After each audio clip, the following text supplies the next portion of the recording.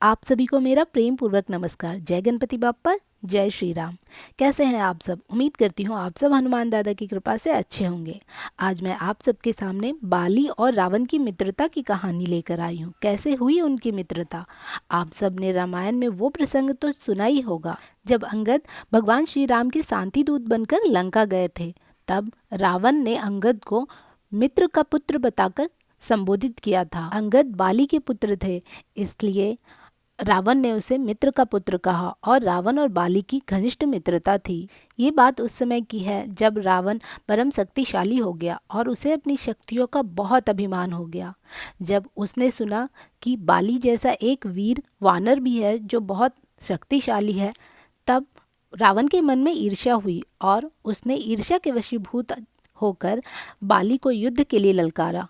बाली हर किसी की युद्ध की ललकार को सुनता था, वो उसको ठुकराता नहीं था और बाली को एक ऐसा वरदान मिला था जिसके कारण जो भी युद्ध के समय उसके सामने आएगा उसकी आधी शक्ति बाली के अंदर आ जाएगी।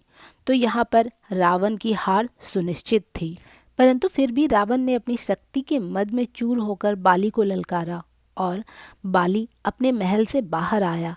दोनों में घमासान युद्ध हुआ और जैसे कि बाली को वरदान प्राप्त था, रावण की आधी शक्तियाँ बाली को मिल गई।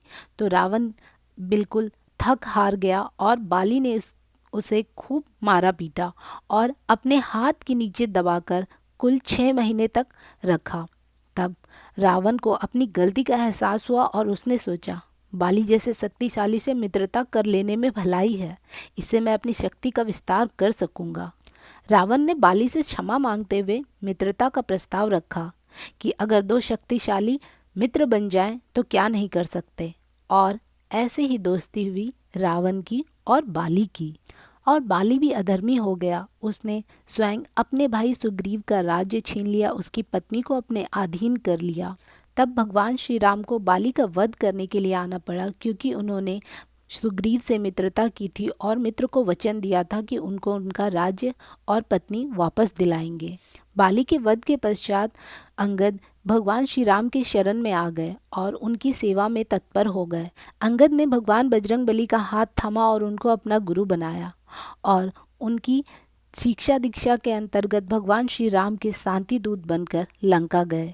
इसलिए वहाँ पर रावण ने उनको मित्र का पुत्र बताकर संबोधित किया। तो देखा आप सबने, ऐसे ही है हमारे बजरंगबली, जिसका हाथ थाम ले उसको कभी अधर्म करने नहीं देते।